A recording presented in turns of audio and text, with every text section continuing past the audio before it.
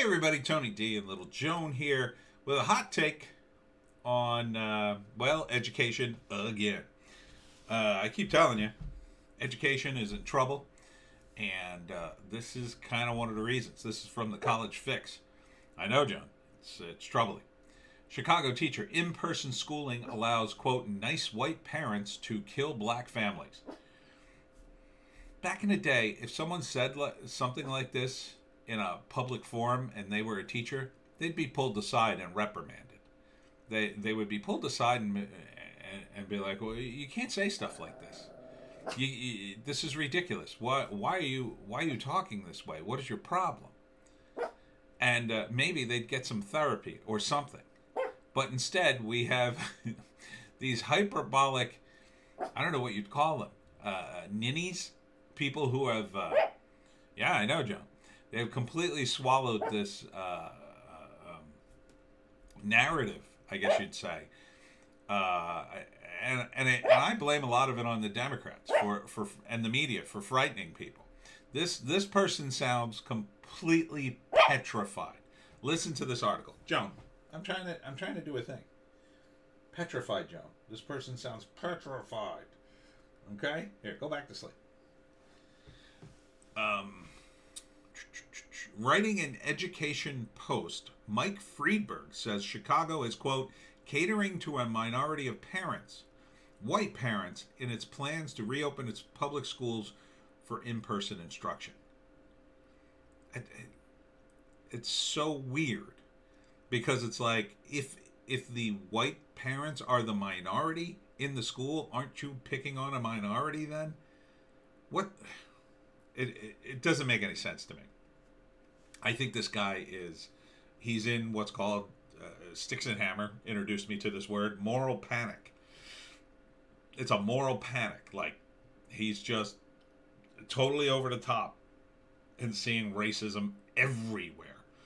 You know, I asked somebody in my family, how many white nationalists do you think there are in the United States?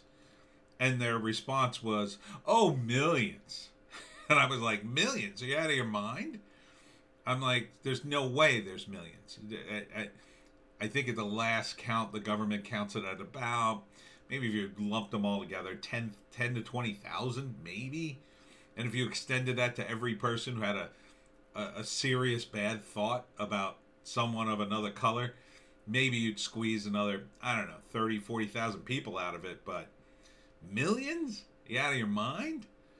And yet, that's the narrative the media and the Democrats would want you to believe. Or do I repeat myself? Quote, a new COVID strain is more contagious than ever. COVID-19, he says.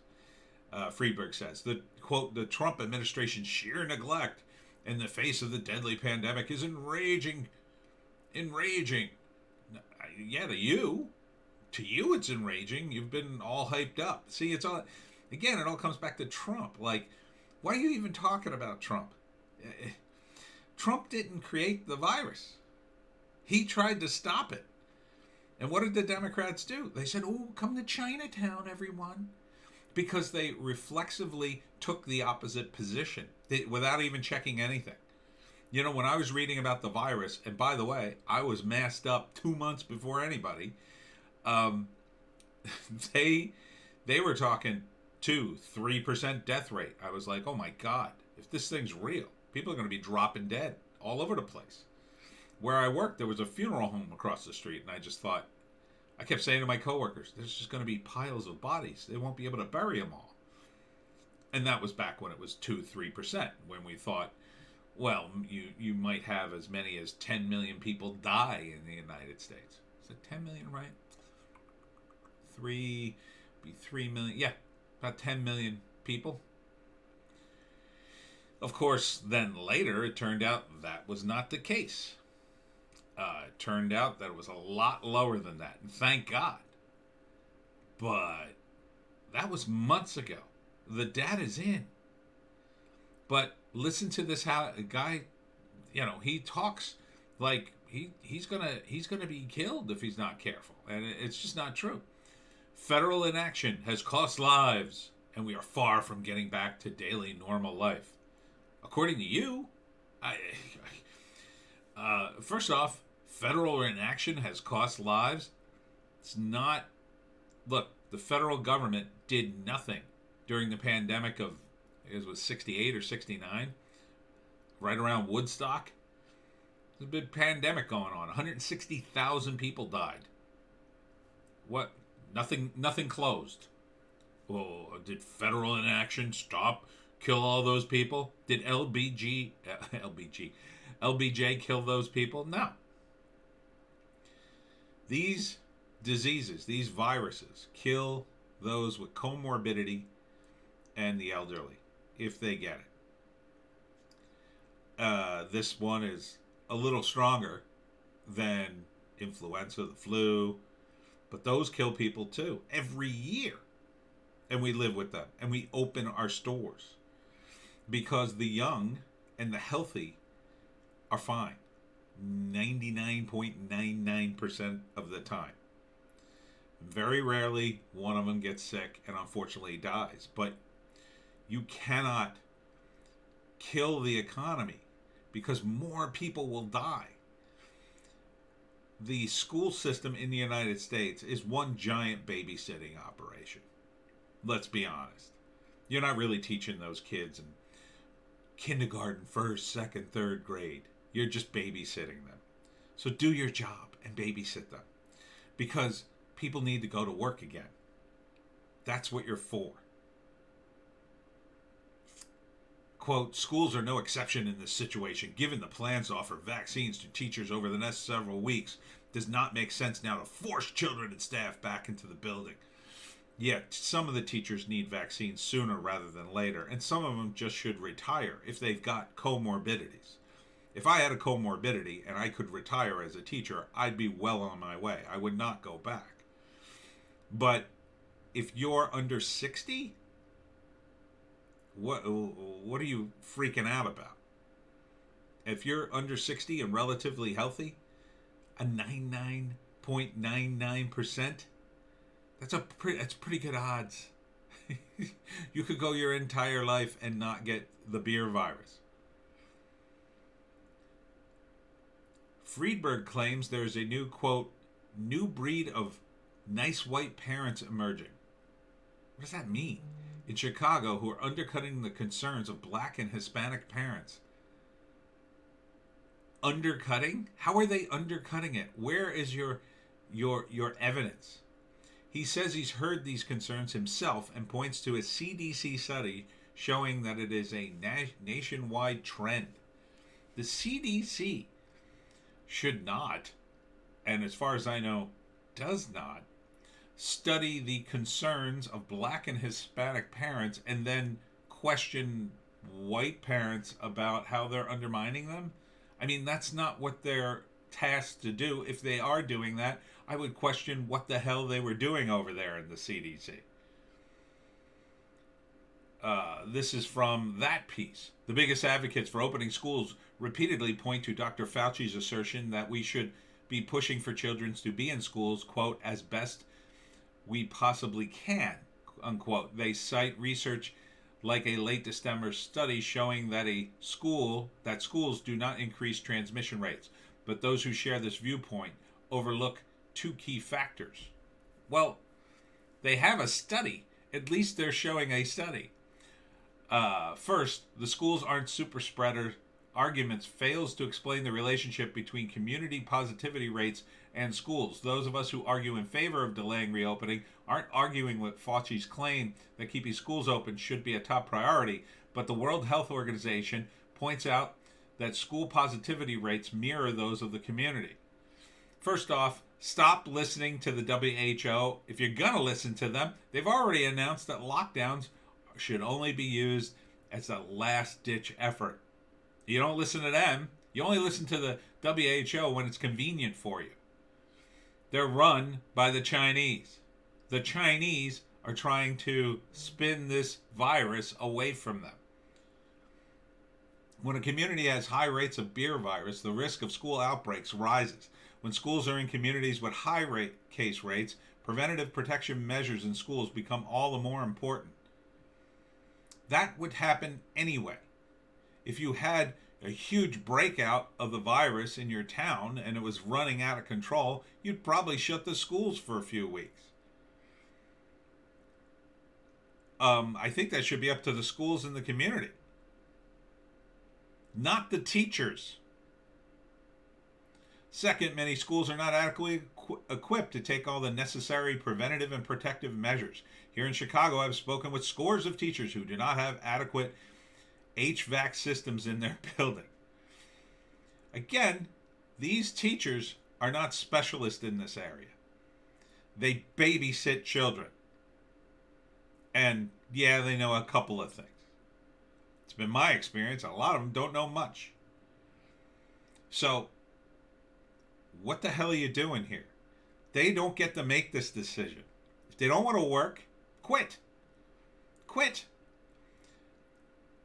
Schools have been germ factories since there's been schools. Children are rife with germs. And older people get sick because they have young, healthy germs. Germs that attack a younger, healthy person, that when they attack an older person, well, you get really, really sick.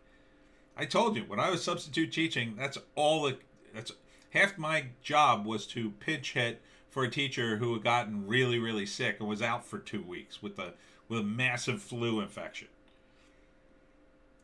That's part of the job. You get sick. Yes, vaccinate the teachers, but you're acting like it's Ebola. Okay? It's not a death sentence. Even the people who are elderly, it's not a death sentence. Their percentage of them surviving it is still considerably high. The average age of someone who's died of the beer virus is in their 80s. You don't have 80-year-old teachers teaching. There shouldn't be. I don't think there is. I think the cutoff's like 75. And I think most of those teachers would retire. Most teachers retire when they can. That's part of the deal of being a teacher. It's a government gig with great benefits. They put in their time and then they retire. They got union benefits. So what the hell are these people doing? According to an Education Week story from Tuesday, the latest from the CDC, quote, adds to evidence that students and teachers may be able to safely return to in-person instruction, even in communities with widespread coronavirus infection, as long as key safety practices are utilized: mask wearing, social distancing, and sanitizing. It's what everyone's been saying since this broke. Put your mask on, social distance, sanitize, you're stuck in a building with people. I mean, it's not that hard. The people who are at danger are in nursing homes and hospice. Those are the people who are going to die, not you. Unless you have a comorbidity. Many schools have reopened for in-person instruction in some parts of the United States as well as internationally. School-related cases of beer virus have been reported, but there's been little evidence that the schools have contributed meaningfully to increased community transmission, CDC researchers wrote in the Journal of American Medical Association. What the hell more do you need? Do you have to be shown the germs? Friedberg, whose interests include, quote, culturally relevant pedagogy, project-based learning, Holocaust education, and social justice teaching, unquote, is the latest Chicago educator to offer up drama in the battle over returning to school buildings. Quit. Quit. Stop being a teacher. You can't handle it. Be a home instructor. Do YouTube videos and instruct people that way. Start your own online school or something. Earlier this month, half of Chicago public school teachers did not show up for work following Christmas break due to beer virus worries. During the break, an executive board member of Chicago Teachers Union lobbied for her fellow educators. Well, what a surprise. She's in a union. It's what she does. An executive board member of Chicago Teachers Union lobbied her fellow educators from her Puerto Rican vacation spot. Oh, had to finish that. Not to return to classes after break. What a joke. Teachers, go back to work or quit. I mean, you claim to be for the children. You claim to want to do this job. This is the job. You were in danger all the time. They are germ factories. Students are germ factories. But they need education. They need the interaction. They need to be out of the house. You're already short shrifting these kids, assuming you're giving them any kind of education at all. Mostly, I think it's for the parents so they could go to work again. And quite frankly, I'd rather see them all homeschooled. Probably get a better education from their parents than you. This is why I think we need privatized education. A private institution would have come up with a workaround. They would do Zoom classes until whenever. The students would have a better attitude because their parents would be saying, I'm paying for this, pay attention, or else you're not going to get on the phone, you're not going to play any video games. It would force the parents to be more disciplined about getting their kids to learn because they would be paying for it directly rather than seeing it go out of their taxes and feel like they're entitled. They'd feel like they were a customer who demanded a product from somebody who sold it to them. But hey, I guess keep going like this and see where that gets you. Chicago.